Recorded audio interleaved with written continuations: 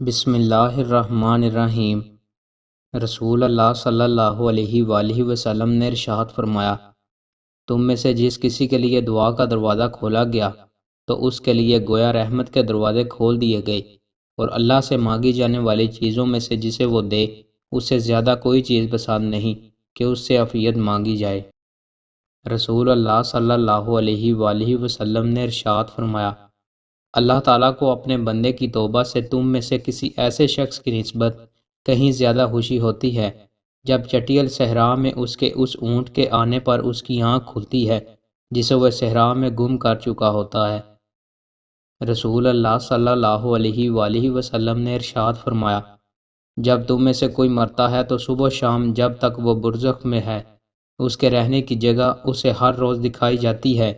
یہاں دوزخ ہو یا جنت، اور کہا جاتا ہے کہ یہ تیرے رہنے کی جگہ ہے یہاں تک کہ تو اٹھایا جائے، یعنی قیامت کے دن تک۔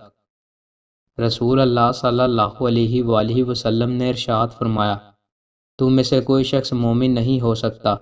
جب تک اپنے بھائی کے لیے وہ نہ چاہے جو اپنے نفس کے لیے چاہتا ہے۔ رسول اللہ صلی اللہ علیہ وآلہ وسلم نے ارشاد فرمایا، بیواؤں اور مسکینوں کے کام آنے والا اللہ کے راستے میں جہاد کرنے والے کے برابر ہے یا رات بھر عبادت اور دن کو روزے رکھنے والے کے برابر ہے۔ رسول اللہ صلی اللہ علیہ وآلہ وسلم نے ارشاد فرمایا، جب مسلمان اپنے گھر میں اپنے جور و بال بچوں پر اللہ کا حکم ادا کرنے کی نیت سے خرچ کرے تو اس میں بھی اس کو صدقے کا ثواب ملتا ہے۔ رسول اللہ صلی اللہ علیہ وآلہ وسلم نے ارشاد فرمایا، جو شخص 100 بار سبحان اللہ و بحمدہ کہے تو اس کے گناہ معاف کر دیے جائیں گے، اگرچہ سمندر کے جاگ کے برابر ہی کیوں نہ ہوں۔ دوستو، مزید اچھی ویڈیوز کے لیے ہمارے چینل کو سبسکرائب لازمی کریں۔ بہت شکریہ۔